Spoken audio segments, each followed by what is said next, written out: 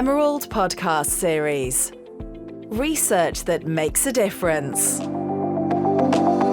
Welcome to the Emerald podcast series. In this series, we speak to experts from around the globe using research to create real impact. In each episode, we explore the role of research within the context of the environmental, economic, social, and political challenges facing our society, and look at the ways in which research, policy, and practice interact to affect communities around the world.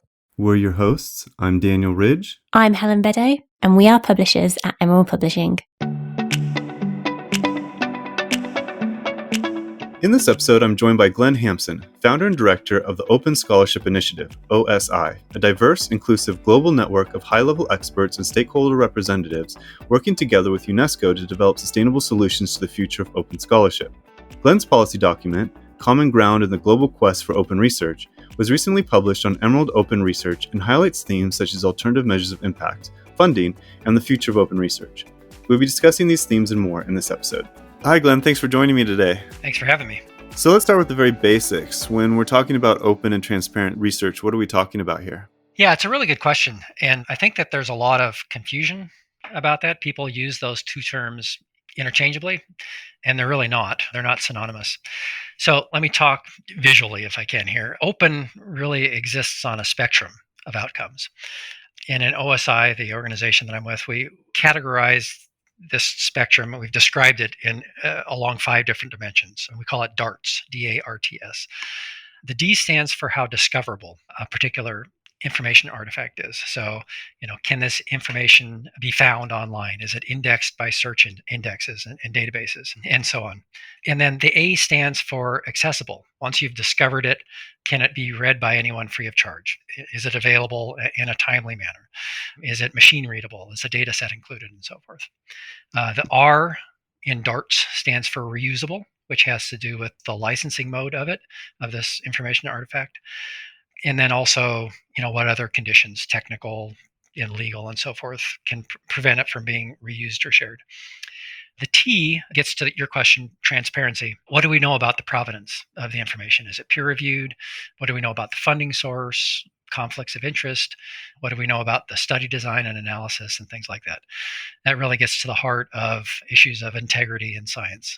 And then sustainable is another important condition. Is this just a flash in the pan open? Is this information artifact sustainable? Maybe hard to know that particular answer. So we've got open existing along this spectrum, and it results in these different flavors of open that we've all heard: green, gold, diamond, bronze, etc. And each of those has different elements of these DARTs displayed. So when we talk about open access, generally we're talking about the most favorable outcomes on all those things. They're sort of at the right end of the spectrum, if you can picture that, the right end being really super open and the left end being super closed. And all of these practices can improve transparency in science and in information, right? They help improve the integrity and reliability of science, but they aren't necessary or sufficient conditions. So open science can be bad and closed science can be good. And our goal is to utilize open to make science better and help science really get to the right place. And one other condition that we really don't pay enough attention to is the gatekeeping mechanism throughout all this, because one of the main goals in open is to try to get things out there, quickly, right? But these practices can also mean being a little bit careless with how we get information out there quickly. And peer review is shortchanged, or we have different ideas of what peer review means in different settings. And so with the COVID crisis, for example, we see a lot of information kind of slip through the cracks that really doesn't do the research any justice. So we have to be careful with that element of open. To get back to your question, open and transparent, we need to work on open to make sure that it feeds into this transparency in the right way and that we get the best of both. Glenn, can you tell me about OSI? Yeah, I'd love to. So OSI stands for the Open Scholarship Initiative. Scholarship as in research writ large, not just science and not just humanities and so forth, but the whole endeavor of scholarship. And we're a group of, we have about 450 participants, or have had over the last 5 years in our group. And these are largely leaders in the science communication arena from think about 20 different stakeholder groups. So we're talking about publishers, librarians, funders, researchers, government officials, and so forth. And our goal, working together, is to try to come up with a sustainable future for open. Well, so research on open access, being published on open access, is becoming more and more popular, and there's been a tide shift in recent years. So Emerald recently did a cultural survey, and we found that publishing through open access went from 29% in 2019, that is people who support it and have a positive attitude, to 51% in 2020. So that's roughly half of researchers are now thinking about publishing open access or already have. What do you think has been the main driver of this change? Yeah, it's hats off to all the organizations that have been pushing real hard over the years to try to make open the default form. Emerald among the publishers who have really put out some great open products. Really, though, we have to look carefully at these numbers. I don't mean to push back on you again with your question, but there is no set definition for open, right? So when people talk about open, they're talking about it in different ways. Some people are referring just to gold open. Some people are talking about green. Some people are talking about anything that you can read. And so the numbers really haven't moved much for the strictest kind of open over the last 20 years. And that is the kind of open that's CC BY licensed, that's immediate, in the right kind of repositories and so forth. That's still, that very stringent approach to open is still jittering along at around 25% or so of the total amount of open in the world. When we look at the full spectrum of outcomes, though, and here we're talking about everything from gold to green to bronze to whatever, then yes, those kinds of outcomes have been increasing to where over 50% of materials being published today are being published in a quote unquote open format. But by that, we could mean something is still copyrighted and embargoed, and it shows up on PubMed Central, right? So that being said, this difference in definitions is important to note, but it's also important to look at underlying in your survey and in other surveys that have been done, what the feelings are about open. And this CC BY licensing requirement is still quite unpopular with authors. And can you explain that a little bit? Yeah. So CC BY is Creative Commons licensing. And the BY component means that you can freely share an article, and the only requirement of it is that you say where the article came from. You provide attribution. But a lot of authors feel uncomfortable with that. They're worried about their information being misused and or not getting the attribution that they deserve for that work. So they prefer to add on a few other conditions like NC, which is non-commercial, and ND, no derivatives. And when you have a CC BY NC ND license, it's just a fraction of a step away from just a regular copyright, where you can retain full rights to the material, and then under fair use limitations, somebody can reuse your material just fine. So what we see is this growth in the use of open, but not a growth in the acceptance of this CC BY sort of condition. So again, we're counting different kinds of growth, if that makes sense, but by the strictest definition of open, we're still kind of stuck in the 2002 era. Well, you mentioned some trepidations that authors might have. What do you think has been the biggest pushback then with open access? Yeah, it's, according to survey data, it really is the licensing and the concern about misuse. And it really goes looking at the history of science. I'm reading a book right now, about 400 pages in. It starts to talk about the origins of science with regard to publishing, and how integral publishing was with regard to how we see science, how we do science, how science gets shared. And in particular, talking about concerns about credit, right? In these enormous debates that went on between Newton and Halley and Flamsteed and other scientists of the time, worried about how their data was going to be misappropriated, and other people were going to take credit for their inventions and misrepresent the data. And those same tensions exist today, and kind of run roughshod over them when we talk about requiring scientists to just release their data immediately and CC BY licensed without taking into account what they're concerned about. So those apprehensions are still there. That said, we have a greater appreciation today for the need to share data and make it more accessible. And so things like FAIR have gained wide adoption, right? Making data findable, accessible, interoperable, reusable.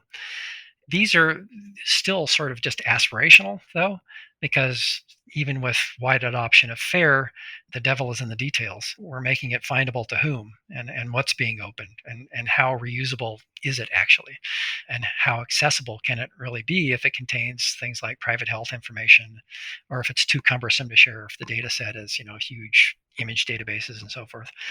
And then again, layered on top of all this are the same concerns about misuse and misrepresentation. And so open data and this whole sharing thing, it's a really complex and volatile black box, really, that we've only recently begun to deal with. Well, you had mentioned the gatekeepers and how gatekeepers are important and acting as referees maybe on publishing open access. And obviously, with the journal impact factor playing a role in that process, those are the biggest gatekeepers, aren't they? There are a lot of researchers whose institutions are pushing them to publish in impact factor journals. But we have a lot of different opportunities with open access. And then there are a lot of pushes like altmetrics, which measure different measurements of impact. And then, of course, DORA, the Declaration on Research Assessment, that's pushing for a shift away from journal impact. Do you think it's really possible to reform this journal impact factor attitude? And can you see alternatives to that?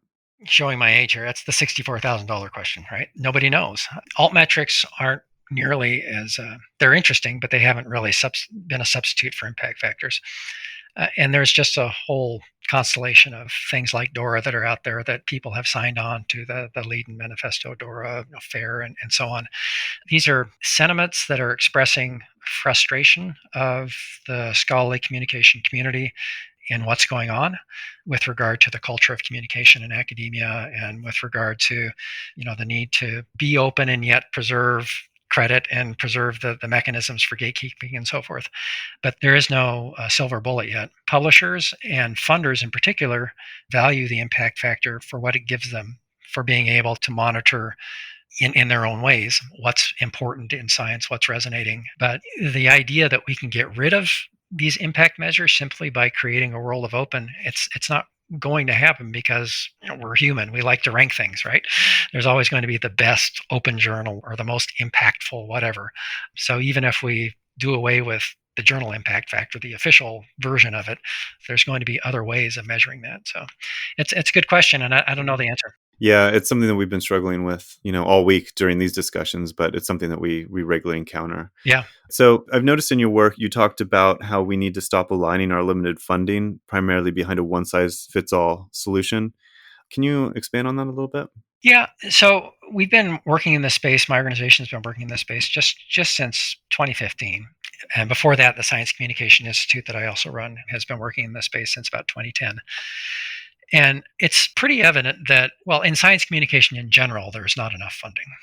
There's sort of a lack of understanding for the importance of science communication in science.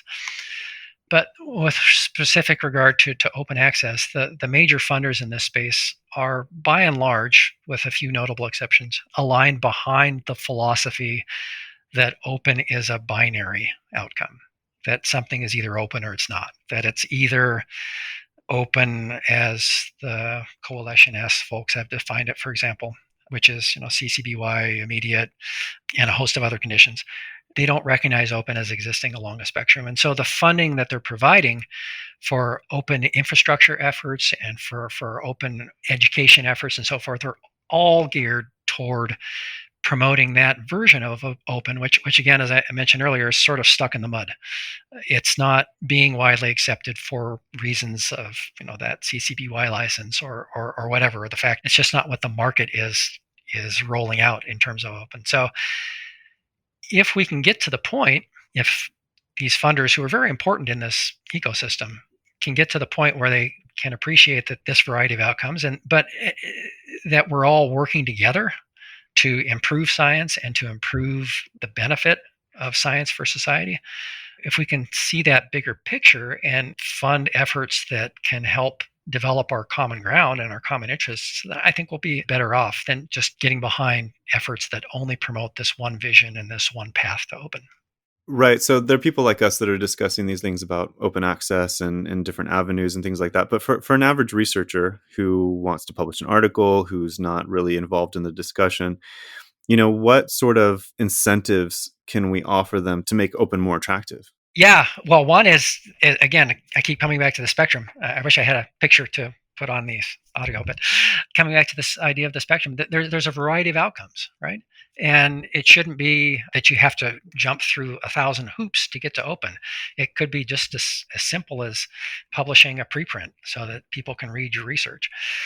But aligning the incentives is going to be an important part of what you're talking about. So why do people want to publish open now? I mean, there's a variety of incentives. Some people, in fact, the majority of research, according to one survey after another, want to publish open because they want their research to be more visible and to have a broader impact. And open can achieve that. But they also want to make sure that they receive quality peer review, and they also want to make sure that the journal that they publish in has a high impact. Again, going back to this impact factor thing. So how do we get all of those things together? Because right now they can kind of be on opposite sides of the open reality frame. So the things that are the highest quality aren't necessarily the things that we think of as most open. One way that we can get to that point is to improve open, right? To make sure that we put the same quality controls into our open publications as we have developed for our subscription efforts. Another is to do something with open, right? Make it abundantly clear that there's a benefit to publishing in open, because by being open, the data can be integrated.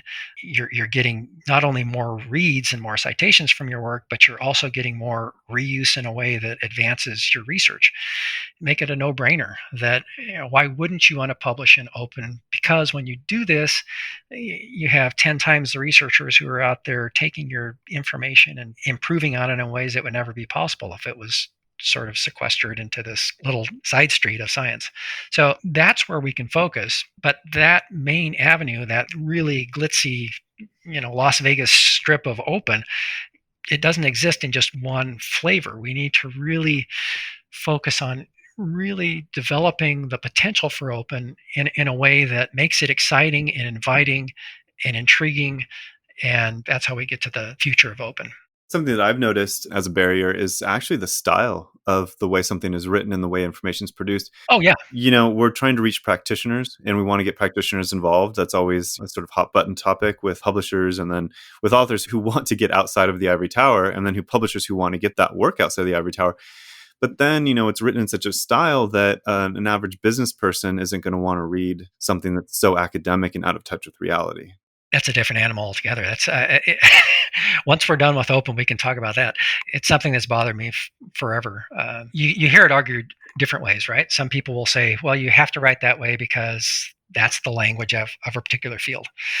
And then you hear others say, well, yeah, but if you write in such a stilted academic, whatever, however you describe journal writing manner, then you're excluding the business world, you're excluding the lay world and the policy world, and you require these intermediaries to exist, science journalists who can read Latin and translate it to the general public. I think it's unfortunate that we've gotten to that point, and there's even some studies that have shown how language in science has become more complex over the last 50 years, where they take an article written in, I think I read one example of written in geology. The article was written very clearly in 1950. You could clearly understand what they're talking about. And then by 1990, 2000, there are no single syllable words. Yeah. Actually, research from the 1950s is some of my favorite. It's very clear. It's very clear. Yes, right. So, well, the question is, has science just become more complicated since then? Or have we just decided to sound cooler, to meet the requirements of journals, whatever, that we have to write more complicated? Yeah, and what it does is it keeps it in the ivory tower. Yes. And it keeps it in a smaller group of people who have, intellectual access and the intellectual will to work through that language to understand these articles. I don't disagree, but then there are people who would say, well, how do you explain genetics in a way that is both precise and accurate and yet understandable? And that gets into the realm of science writing that I would love to see researchers trained in that so that they can write that way, but it's not currently on the radar.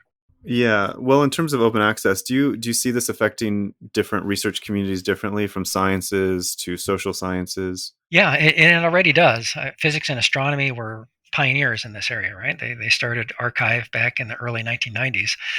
And this whole debate about open access is kind of silly to them because that's all they do. Whereas other fields like chemistry have been more closed anyway than physics and astronomy. And it varies. There's also different requirements between STEM fields and HSS, humanities and social science fields, where the STEM people tend to rely more on journal articles and the social science people tend to rely more on manuscripts, the long form books, right? And so this whole question about what the future will look like really depends on the different needs for different fields. Some will be served really well just by maybe even sort of changing the journal article to just a summary that's accompanied by the data, right? A quick summary, the full data set with explanations of what the data is so that it can be reused properly. Where do you see us going? We're talking maybe globally here and conflating the different domains, but, as a research community, what do you think we need to focus on over the next 2 to 3 years if we want to see, more development in the transition to open? So a couple of things. The OSI has put together a plan called Plan A. And in that plan, we call for, number one, doing more research in this field. We really don't know what we don't know right now. What is the impact of predatory publishing on the journal landscape? What kind of open works best and where and why? How necessary are embargoes? How short can we get of an embargo period can we get by with? We've, on our Plan A website, which you can get to through the OSI website, we've identified a number of questions that we should look into. Number two is we need to work together on developing infrastructure. I think everybody in this space recognizes the need for infrastructure. The third part is education and outreach. There's a lot of people in the open space who just don't know. You mentioned this before, but researchers who want to do open, but they don't know why they should, and they don't know how. And it can be very complicated, and it can also be unrealistic for many researchers who don't have an office at their university to help them figure out all these things. And then the fourth touch point is common ground work. We have a lot of common ground in this space, common interests, common goals. And if we can work together on those, especially the ones that can not only help prove the worth of open, but also solve important societal problems at the same time. So the COVID thing is a great example, right? Can we come together and bring this data together for COVID and demonstrate how open works? We're doing the former, we're bringing this data together, but we're not really demonstrating that we're doing it the right way, because there's so much junk that kind of has flooded into the system too. But we've certainly seen the potential.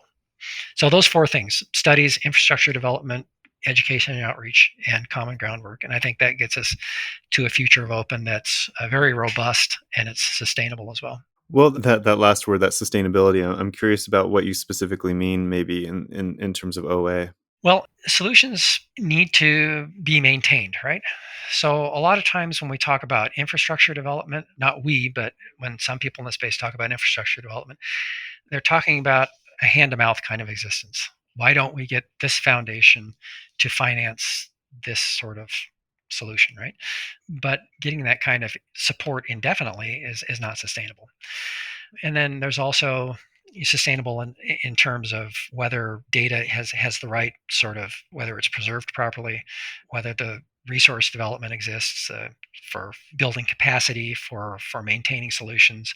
It's not enough to just say, let's go ahead and make things open. We have to make sure that they're open today, tomorrow, and into the future. Yeah, well, along those lines, it's not just enough to say it's open. We also want to make it inclusive and accessible. Yes, right. So this year's theme for OA Week is Open with Purpose. And one of those purposes is inclusiveness and accessibility.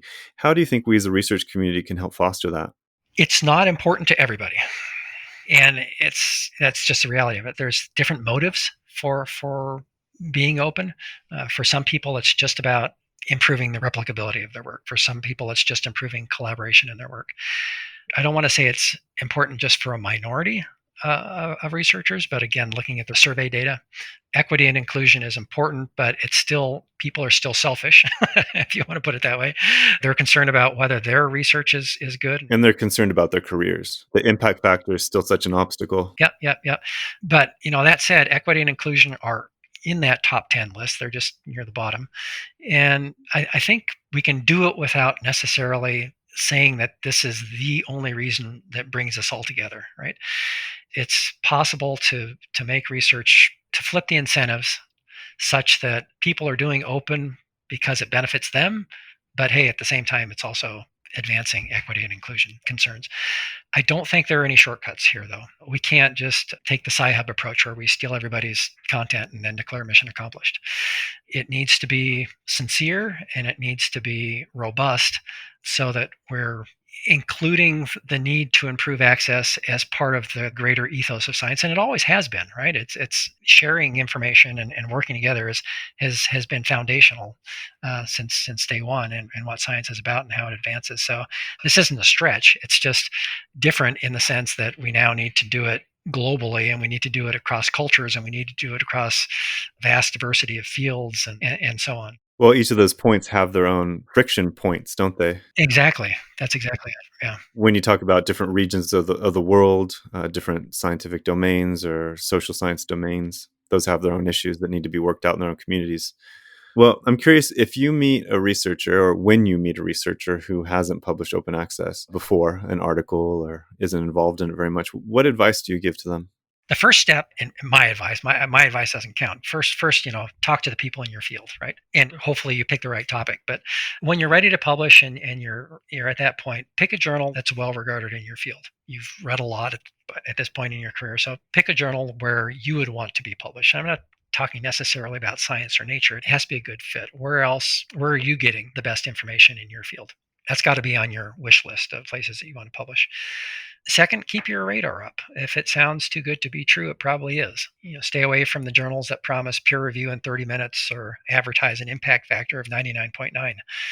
Check to see if your library or institution subscribes to something like Cabell's List, so you can make sure that you're not thinking of publishing in a predatory journal, which is, talked about it before. It's basically a fake journal with fake peer review. And then third, if you're worried about timestamping your research, then go ahead and publish a preprint first. Most of the articles that are published this way get published in journals within about 9 months. So, and in the interim, after you put a preprint out there, you get valuable feedback from the research community. So those three things I would think. But the most important thing is to do good work. Don't be in a hurry to put something out there. And there's a lot of pressure to publish, and there's a lot of pressure to have multiple quantity counts, right? But I think more and more the environment in evaluation is turning toward quality as well. So make sure that what you put out there is really representing your research, and it's not just publishing for the sake of publishing. Do you feel like things are moving in the right direction with open access? With open access, yes, I do. But I also think that there's a risk of divergence in this environment. As a whole, the tide is rising, right? We're becoming more aware of open access. We're becoming more aware of the need to publish in open. Funders are getting behind it. Institutions are getting behind it. Countries are getting behind it. UNESCO is on the verge of getting behind it in a bigger way. But we're also still working in our silos. There's a lot of polarization in the space. So there's still people who think that open solutions have to look one way, and other people who don't agree with that, and they're doing their own thing. So what we could end up with in the not so distant future is Europe doing one strategy, the US doing something different, China doing something different, India doing something different. And there's a risk there, right? If they go 5 years out with these plans, then what kind of a risk does that have to whether these different bodies of science can communicate effectively with each other? Well, you are part of these sort of steering committees. You're on the Emerald Open Research Gateway Advisory Board. Do you feel that you're having an influence in this domain? I do, but my input is I'm just trying to channel the expertise that I have the privilege of sitting abreast with OSI. So there's just so much expertise out there that really needs to be heard and isn't being heard. And there really isn't an effective way outside of OSI for it to get channeled. So I think it's important that we continue to have this conversation, especially with regard to putting together a global plan for the future of open. How exactly we do that, though, I'm not sure. Again, UNESCO is trying to formulate a plan for the future of open science, and I'm privileged to be part of that as well. But not just open science, but trying to merge together these concepts of open data and open access, open source. There's a lot of open solutions that are connected into the open science environment. And trying to put together a plan that is sustainable, as we talked about, but is also very inclusive, that addresses the needs of all researchers everywhere. But at the same time, they're facing these headwinds from organizations around the world that have their own agendas and that have their own ideas and that aren't necessarily going to be very receptive to a global plan that's different than theirs. So, and caught between all this, I think, are the majority of institutions, and I would say even the vast majority of researchers, who really just want an answer. They don't want a solution. They don't want to be told you have to publish here in this format with all these conditions. They want an approach to open that works for them. They don't want one size fits all solution. They want something that preserves their interests and their needs, but is also open, right?